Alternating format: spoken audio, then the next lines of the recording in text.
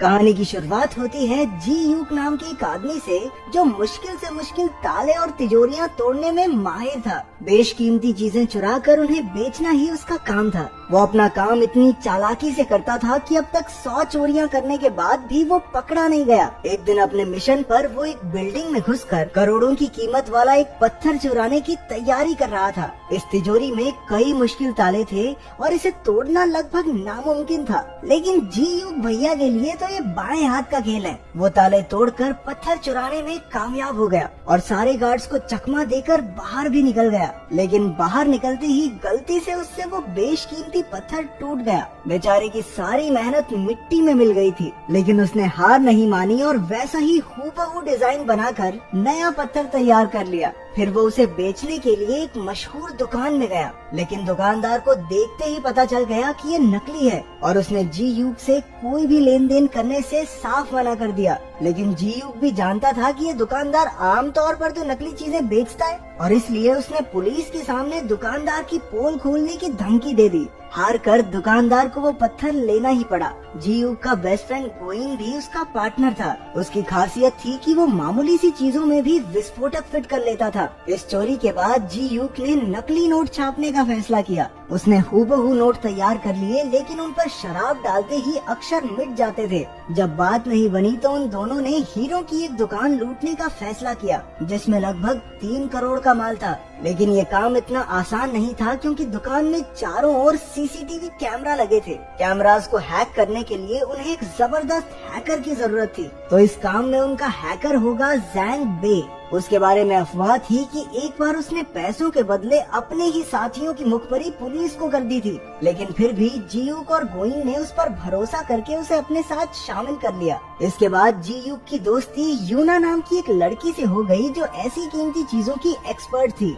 दोनों घूमने गए, जहाँ जी यूक ने उसके गले का हार देखा जो यूना के पिता ने उसे तोहफे में दिया था। इसके बाद वो दोनों एक ज्वेलरी की दुकान पर उस हार की जांच करवाने गए, जहां उन्हें पता चला कि उस हीरे की कीमत लाखों में है। उसी वक्त सबसे नजरें चुराकर जी यूक ने एक बैग सोफे के नीचे खिसका दिया और वहां से चलता बना। फिर वो एक और दुकान से जांच कराने गए और वहां भी यही नतीजा निकला। ये वही दुकान है जहां जी यूक चोरी करने का प्लान बना रहा है। उसने याद रख लिया कि सीसीटीवी कैमरा कहाँ लगे हैं, कितने कमरे हैं और कितने गार्ड्स मौजूद हैं। अंत में उसने हिसाब लगाया कि उन्हें 10 मिनट के अंदर अंदर ये चोरी पूरी करनी होगी। चोरी वाले दिन डी यूक जो बैग दुकान में छोड़कर गया था, उसमें विस्फोट हो गया, जिससे सारे गार्ड्स का ध्यान भटक गया। उसी वक्त ज़ैंग बे ने अपने शातिर दिमाग से सारे सीसीटीवी कैमरास हैक कर लिए, ताकि जी यूक और गोइंग अंदर जा सकें। उसने अलार्म सिस्टम भी बंद कर दिया, जिससे तिजोरी को हाथ लगाने पर गार्ड्स को बिल्कुल पता न चले। लेकिन जितना टाइम उन्होंने सोचा था, गार्ड्स तो उससे पहले ही लौट आए और गोइंग ने उनकी गाड़ी का शीशा तोड़कर उनका ध्यान भटकाए रखा। उधर जी यूक तिजोरी से सारे हीरे चुराकर फरार हो गया। बाद में तीनों ने मिलकर जमकर जश्न मनाया। अगले दिन हीरो के मालिक चो को चोरी की खबर मिली तो वो आग बबूला हो गया, लेकिन वो इन चोरों की काबिलियत से इम्प्रेस भी हो गया था कि इतनी कड़ी सिक्योरिटी में से भी हीरो पर हाथ साफ कर गए। चो असल में एक करोड़पति बिजनेसमैन और एक गैंगस्टर था, जिसने न जाने कितने लोगों का खून किया था। वो खुद भी एक बड़ी चोरी की तैयारी कर रहा था और इसलिए उसे ऐसे ही शातिर चोरों की तलाश थी। उसने कई किडनैपर्स और ताला तोड़ने वालों को टेस्ट किया, लेकिन कोई भी उसके काम के लायक नहीं था। लेकिन अब वो समझ गया था कि जिन चोरों ने इस चोरी को अंजाम दिया है, वो उसके काम में बिल्कुल सही बैठेंगे। इसलिए उसने अपने सारे आदमियों को इन चोरों को ढूंढने में लगा दिया। अगले कुछ दिनों तक उसके आदमियों ने हर हीरे की दुकान पर नजर रखी और जल्द ही उन्हें जी यूक और उसके ठिकाने का पता चल गया। चो ने उन तीनों से मुलाकात की और अपनी चोरी में हिस्सेदार बनाने के लिए उन्हें 5% कमीशन देने का वादा किया। वैसे इनके पास ज्यादा चॉइस है नहीं, क्योंकि अगर इन्होंने मना किया तो चो इनके पूरे परिवार को मार डालेगा। आखिरकार जी यूक मान गया और चो ने उन्हें बताया कि लगभग 150 करोड़ का काला धन शिप के जरिए कोरिया में आने वाला है। जहां ये शिप आकर रुकेगी, वहां दुनिया का सबसे तगड़ा सिक्योरिटी सिस्टम है। इसके लिए चो ने उन्हें फूड कूपन्स दिए। चो चाहता है कि वो तीनों इन फूड कूपन्स का इस्तेमाल करके इस चोरी को अंजाम दें।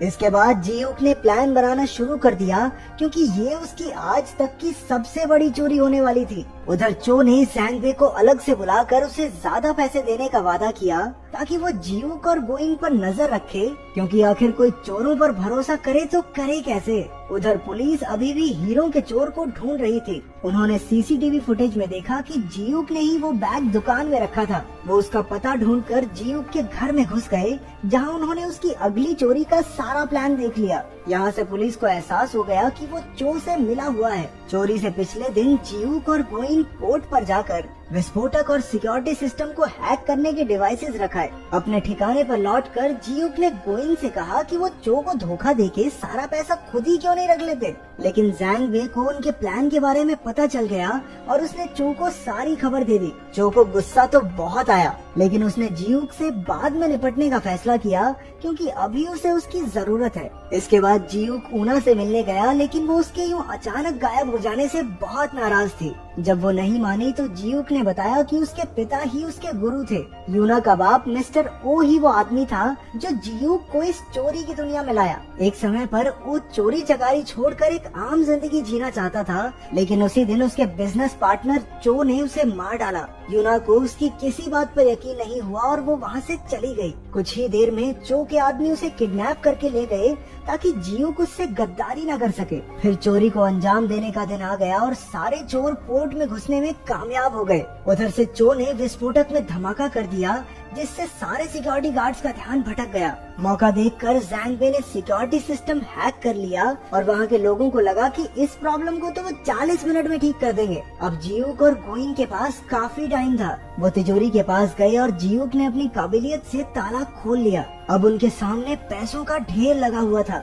बिना समय गवाए उन्होंने अपने ट्रक में पैसे भरने शुरू कर दिए और बदले में चो के दिए फूड कूपन्स रख दिए। धमाके की खबर सुनते ही पुलिस वहां आ पहुंची और उन्होंने पोर्ट को चारों ओर से घेर लिया, जिस वजह से जियूक अपने साथियों के साथ बाहर नहीं निकल पाया। उधर चो ने आकर जियूक पर बंदूक तान दी क्योंकि उसे जियूक की गद्दारी का पता चल गया था। चो ने यूना का हार दिखाकर कहा कि वो उसके कब्जे में है। उसकी जान बचाने के लिए जियूक ने अपने आप को पुलिस के हवाले कर दिया, लेकिन पकड़े जाने से पहले ही वो पानी में कूद गया और पीछे से पुलिस वाले उस पर गोलियां दागने लगे। उनमें से एक गोली उसे लग भी गई। उसके हाथ में जो बॉम्ब था वो भी फट गया, यानी कि ये साफ था कि वो मर चुका है। जब गोइंग को इसका पता चला तो वो अपने दोस्त को खोकर बहुत दुखी हुआ, लेकिन जैंग बे खुश था क्योंकि अब उसे जियूक के हिस्से के पैसे भी मिल जाएंगे। तभी उन दोनों में बहस छिड़ गई और जैंग बे ने चाकू से गोइंग का खून कर दिया। आखिरकार पैसों से भरा ट्रक चो के यहाँ पहुँचा, लेकिन उसके अंदर सिर्फ फूड कूपन्स भरे देखकर उनके पैरों तले जमीन खिसक गई।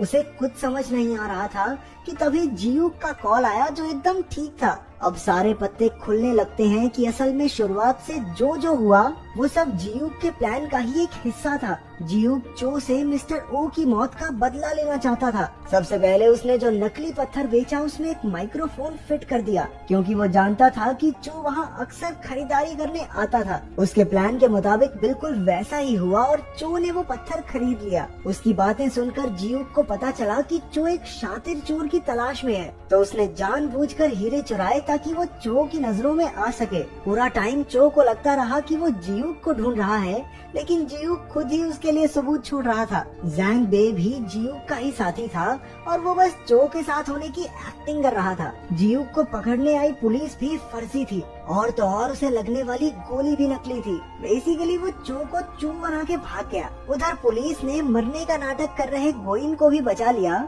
और चो को पैसे के नाम पर कुछ मिला तो वो था ठेंगा। ऊपर से जियूक ने पुलिस को उसकी खबर भी दे दी। पुलिस चो के अड्डे पर पहुंची, जहां चो के आदमियों और पुलिस में मारा मारी शुरू हो गई। वहीं जैंग बे ने यूना को कैद से रिहा करवा लिया। अपने प्लान को चौपट होता देखकर चो भी वहां से भाग निकला। जियूक के आदमी फूड कूपन से भरा ट्रक भी ले गए।